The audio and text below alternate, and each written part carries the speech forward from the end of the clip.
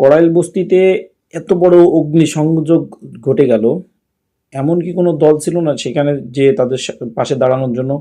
শুধু কি জামাতি ছিল সেখানে তাদের পাশে দাঁড়ানোর জন্য, আর কোনো লোক ছিল না?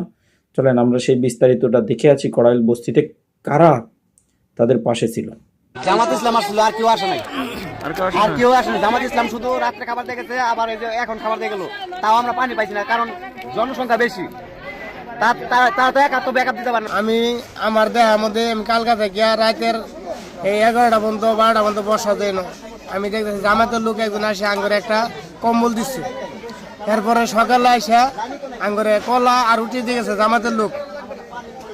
এই একটা দলই আসছিল, আর কেউ আসে নাই এই জায়গা। এখন পর্যন্ত কোনো রাজনৈতিক দল চোখে পড়ে নাই, কিন্তু আজকে সকালবেলা শুধু জামাতের কিছু লোককে দেখলাম যে খাবার বিতরণ করলো। হ্যাঁ, জামাতের লোক এসে খাবার দেওয়া গেলো এসে, আর সান্ত্বনা দেওয়া গেলো এসে। আসছিল খিচুড়ি পাইছিলাম, এই যে আসছে এখন জামাতের লোক আসছে এসে খাবার দিছে, অন্য অন্য সুযোগ সুবিধার কথা বলছে। বাংলাদেশে এই একটা সংগঠন যারা সবার পাশে থাকে, তাদের সামর্থ্য অনুযায়ী সবার পাশে দাঁড়ানোর চেষ্টা করে।